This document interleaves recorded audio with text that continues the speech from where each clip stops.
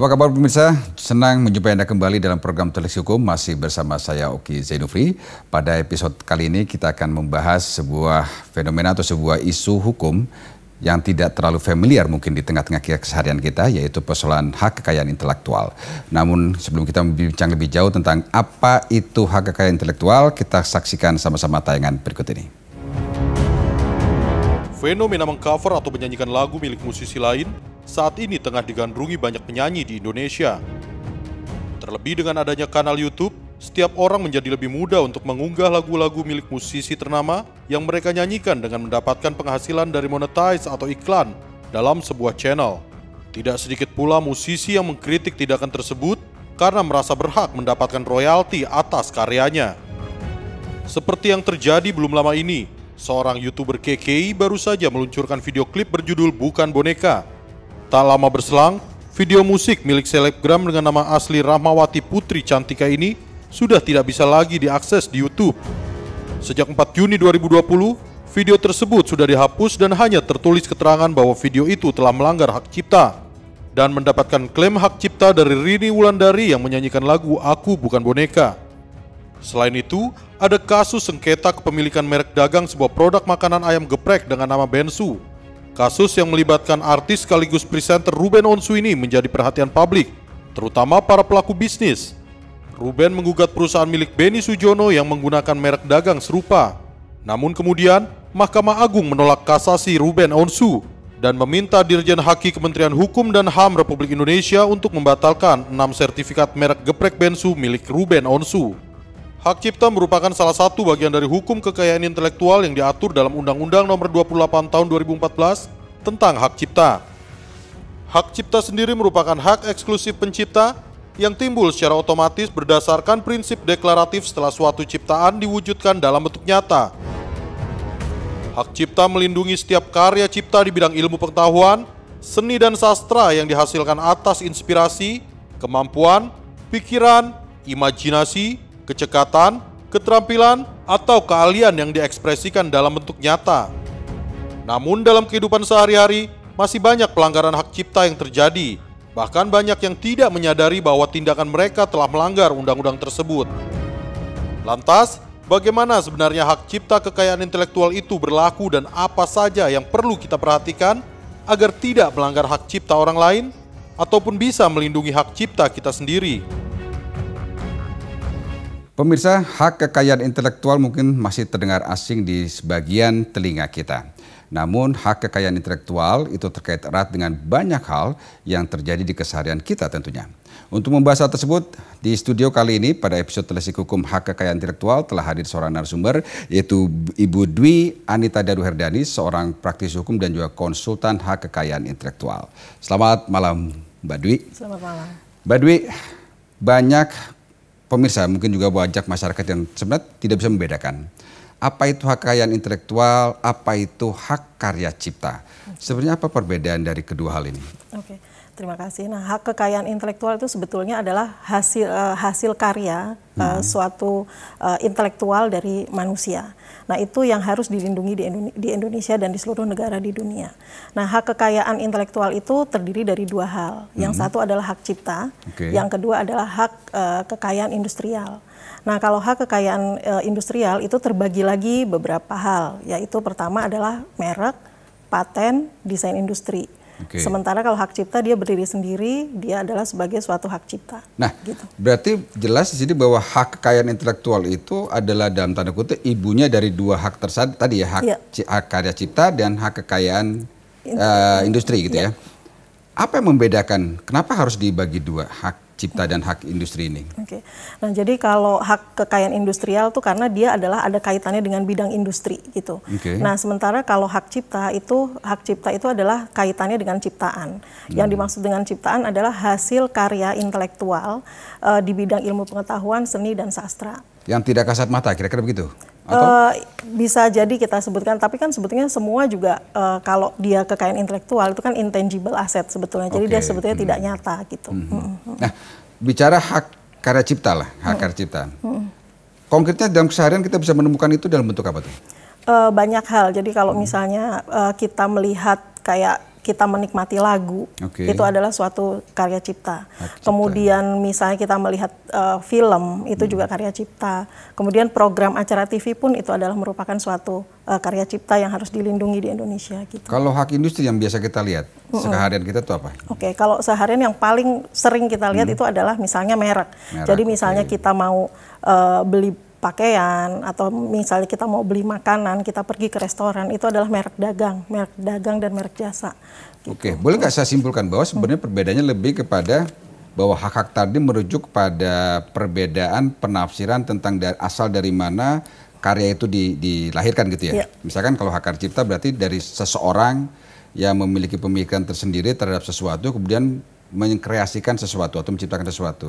Gitu ya. Nah, pertanyaan yang lagi Mbak Dwi, dalam hak karya cipta sering kita dengar di banyak media massa, banyak sekali silang sengketa antara seseorang dengan orang lain kaitan dengan hak karya cipta. Yang paling Mbak Dwi sering temukan itu lebih kepada persoalan apa sih? Apakah persoalan karya ciptanya, orisinalitasnya, keasliannya, atau lebih kepada pengembangannya? Yang lebih sering itu adalah terhadap orisinalitasnya. Itu yang sering terjadi, misalnya ada penjiplakan lagu dan sebagainya gitu. Konteks penjiplakan lagu ini apakah kaitan dengan penjiplakan 100% atau memang ada pengubah atau penggunaan sebagian? Nah, kalau di dalam Undang-Undang Hak Cipta, yaitu Undang-Undang Nomor 28 Tahun 2014, itu ada sampai batas-batas tertentu. Jadi kalau misalnya dia adalah merupakan bagian yang paling substansial dari suatu hak karya cipta, dari suatu lagu misalnya, itu dia merupakan pelanggaran. Nah, itu bisa dibilang tidak pelanggaran apabila dia telah memperoleh izin dari penciptanya. Jadi kalau misalnya saya membuat lagu, kemudian ada kan, tapi lagu tuh ini yang sering menjadi kendala dan mungkin menjadi arguable atau debatable karena substansial dari suatu lagu kan nggak mesti. Kalau zaman dulu misalnya substansialnya tuh adalah di bagian refrennya. Tapi sekarang bisa jadi hanya intronya aja kurang dari 7 not, itu udah kelihatan bahwa oh itu lagunya si Anu gitu. Nah jadi adalah harus bagian paling esensi. Yang menjadi persoalan adalah banyak sekali kita kan nggak sadar bahwa kadangkala kita tidak bermaksud menjiplak, tidak masuk memplagiat. Itu muncul dari let's say dari alam bawah sadar kita bahwa kita tiba-tiba ingin mengkreasikan sesuatu. Hal itu bisa dijadikan dasar gak bahwa kita menolak anggapan untuk tuduhan menjiplak tadi? Nah itu memang ini yang sering menjadi kendala juga gitu. Jadi kalau mungkin berbicara dengan para musisi atau para pencipta lagu, mereka kadang-kadang suka bilang bahwa dia pernah mungkin waktu kecil atau kapan sepanjang hidupnya dia pernah mendengarkan katakanlah intonasi seperti itu. Nah pada saat dia membuat suatu lagu, kemudian dia teringat dengan lagu itu, yang otomatis langsung masuk ke dalam pemikirannya, ke dalam idenya untuk membuat suatu lagu dengan nada yang seperti itu. Gitu. Nah tapi memang kalau di Undang-Undang Hak Cipta itu agak tidak ada pengaturan bahwa itikat baik dan itikat tidak baik. Ini berbeda dengan merek mungkin nanti kalau kita bicarakan lebih lanjut. Nah kalau di Undang-Undang Hak Cipta tidak ada mengenai dia melakukan itu dengan itikat baik atau tidak gitu. Tetapi memang kalau sudah bagian yang paling substansial itu adalah merupakan penjiplakan. Sepanjang itu bisa dibuktikan tadi misalkan kurang dari 7 not gitu ya. Itu dia bisa bisa dia menggarisbawahi bahwa ini pure ciptaan dia gitu ya. Kecuali dia sudah melewati batas 7 not atau gimana? Enggak, pokoknya bagian paling substansial aja.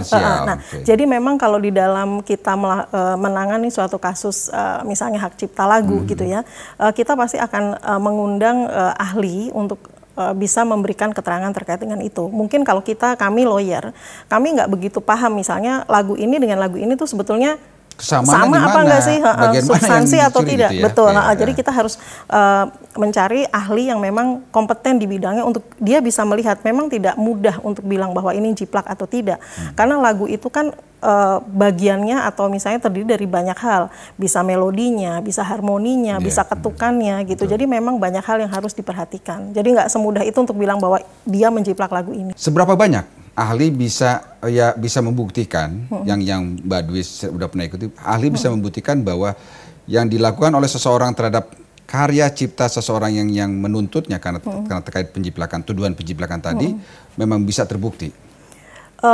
Kembali lagi kepada permasalahan kompetensi dari ahli yang bersangkutan.